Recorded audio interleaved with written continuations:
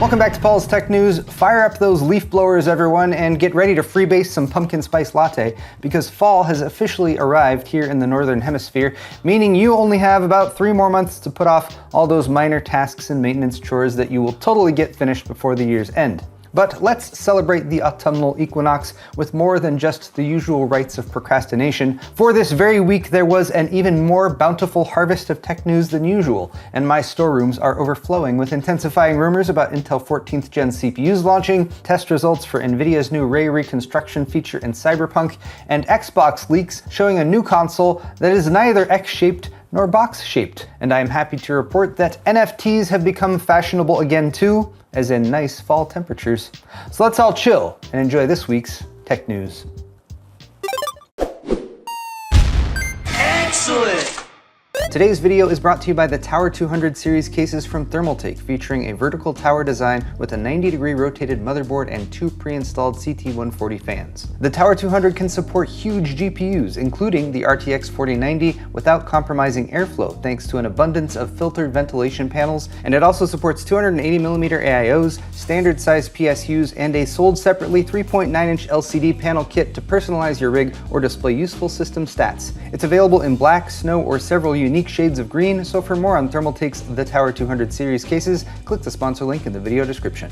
Intel's 14th Gen Core desktop CPUs have been rumored for some time, and much is known about them already. This is the last generation that will be called Core, for example, and we're also looking at a 13th Gen refresh without a changeover in CPU architecture or a process node shrink. The current rumored launch date is October 17th for the 125-watt K SKUs, with additional 65-watt processors coming in early 2024, likely debuting at CES in January. Intel did not, however, reveal anything further about those 14th Gen CPUs at their Innovation 2023 event this week in San Jose, instead focusing on Meteor Lake, which will also be debuting in 2023 in mobile trim, a chiplet-based solution for laptops combining silicon from TSMC and Intel fabs with tiles for compute, graphics, SoC, and I/O. You can check this article out on The Verge for a summary of other stuff that Intel showed off at their innovation event, such as glass substrate PCBs coming for CPUs later this decade, and the acknowledgement of both Lunar Lake and Panther Lake. We will instead veer back towards 14th Gen CPUs, which were listed in Passmark benchmark scores this week, and even appeared in their overall rankings, where the 14900KF took the top spot for single-thread performance, beating the 13900KS by about 3.5%. Intel's 14th Gen flagship should be able to hit 6 GHz out of the box, although cooling a CPU at that frequency remains a big question, with the Passmark listing showing a 6 GHz turbo frequency as stock, and companies like MSI and Gigabyte beginning to tease refreshed LGA 1700 motherboards designed for the next gen. Wink wink. But if you watched my Computex coverage back in June, you probably saw this coming. MSI's new Z790 Meg Ace Max will apparently ship with OC profiles going up to 6.3 GHz, and they were so proud of that they decided to up the price for that motherboard to $700 versus $600 for the non-Max version. Mid-tier motherboard prices are just ridiculous. And rounding out the leaks, HKEPC on Twitter posted what appears to be an actual picture of a 14900K with base specs for the top 3 SKUs. And for many, that 14700K is actually looking quite appealing, what with having only 4 less threads and E-cores than the flagship. It will all depend on price, of course, as well as performance, but hopefully you'll have some cash left over after buying yourself a $700 motherboard. Now, I don't get to say this very often, but NVIDIA launched something this week that was reviewed quite positively by media outlets and tech channels across the interwebs. Of course, it was not a GPU, it was a software update, the debut of DLSS 3.5, which includes Ray Reconstruction for games that support it, which is currently Cyberpunk 2077 with the latest patch, and this software launch was timed in part to coincide with Cyberpunk's $30 Phantom Liberty expansion, which will release in 2 days on Tuesday, September 26th. Now, if you're not familiar with DLSS, its different versions, what is included, and how ray tracing works, I highly recommend Tim's video over on Hardware Unboxed, where he does a great job of breaking it down, since there's a lot of confusing if-then statements and features that may or may not work depending on the game you're playing and the GPU that you're running. But once you're past that, the ray reconstruction itself, which replaces the denoising filters used with previous ray tracing implementations and instead uses an AI-based one, by and large gets a thumbs up for a few reasons. For one, it's a free software update, and free stuff, whether it's better performance or better visuals, is always nice. Secondly, it works as advertised for the most part, producing noticeably higher quality and sharper ray-traced reflections versus the hardware-intensive path tracing mode or OG ray tracing with psycho settings from back when the game first launched. Scenes with movement, which were particularly susceptible to delayed reflections, trails, or repeated pixels, are also much improved with ray reconstruction enabled. It's not perfect, of course, and Gamers Nexus discovered quite a few bugs that they reported, but overall the verdict is a positive one, given that, as PC Gamer put it, at worst it's just better looking, and at best it's that and a whole lot more performance. Now they just need to patch in support for other less intensive ray tracing modes in Cyberpunk, and of course, add this tech to a lot more games. The big news on Tuesday this week was that Microsoft accidentally did an oopsie when uploading documents to the US court system. Rather than only including stuff relevant to the ongoing FTC investigation over Microsoft's Activision Blizzard acquisition, they uploaded a trove of internal documents related to game development, future Xbox console hardware, and internal emails discussing topics that weren't intended to be made public, like how they'd like to buy out Nintendo and even Valve. Some of the docs are quite outdated at this point, going back to 2020 or prior, before Microsoft had even completed their acquisition of ZeniMax Media, which included Bethesda, id Software, and Arcane Studios. And there are a lot of quirky details to be found amongst the emails, but on the hardware side, the most interesting info divulged was about the next-gen Xbox console, which isn't expected to launch until 2028. They've considered going for an ARM-based solution, for one, which is interesting, but would have serious implications for backwards compatibility and game porting. The x86-based alternative is labeled Zen 6, and it appears that whether they go ARM or x86, there will be hybrid cores, or big and little cores as they're often called.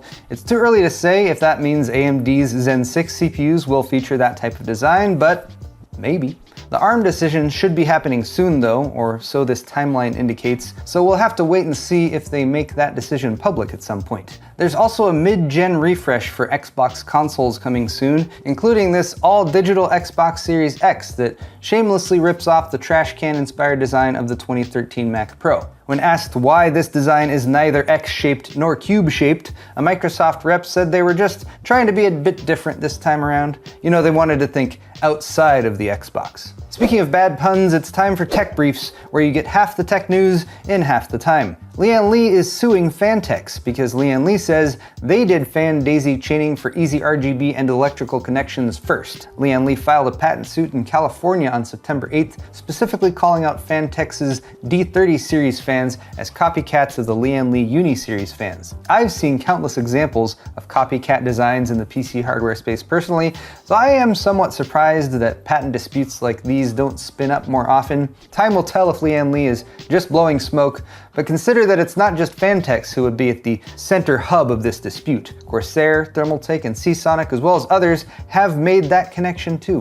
Phanteks, meanwhile, replied and said, "Nuh-uh. The verdict may fall on either side of the blade, but time will tell if this is a legitimate lawsuit or just hot air." Speaking of hot air, videocards.com noticed that Intel did not show off or even mention the Arc A580 GPU at their innovation event this week, and therefore it must be cancelled. Of course, it is only natural to assume that if a company does not talk about a product, that product does not exist. So the A580 has likely been shelved at this point is a perfectly reasonable thing to write and publish on your website, since it has been over a year since the original announcement on September 9th, 2022. And who waits more than a year to launch a product anyway? There's certainly no precedent from Intel there. No, I am quite confident that this is reliable information, and by extension, the Alchemist Plus refresh probably also does not exist since Intel didn't mention it. And oh hey, they also didn't mention the 14th gen desktop CPUs either. Those were probably 86th as well.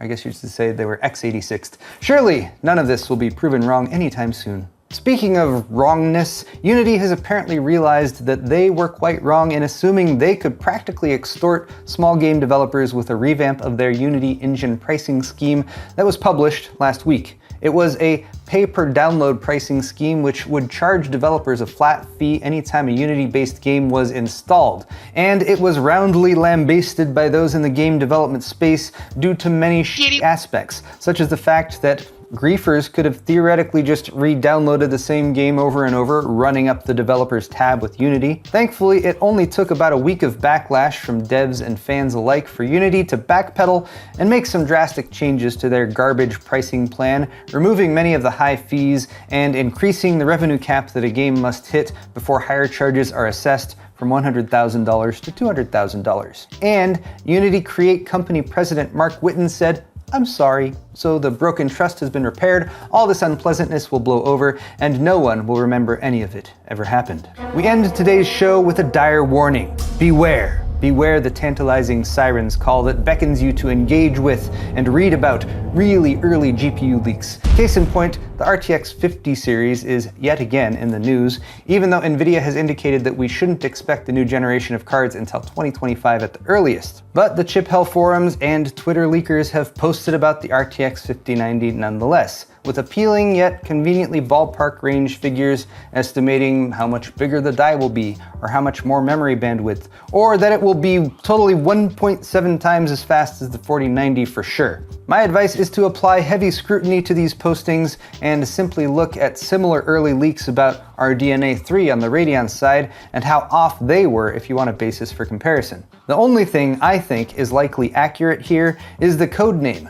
Blackwell, which has been shown in NVIDIA roadmaps and the like already, and it is a pretty cool code name. But there you have it, guys, tech news for the week, and if you liked it, click that like button or leave me a comment down below. While you're down there, all the articles I talked about today are linked in the video's description if you're interested, and you can check out my store at paulshardware.net for high-quality merchandise, t-shirts, hoodies, beer sets, and more. Subscribing to my channel is always a good call too. Thanks again, everyone, and we'll see you next week.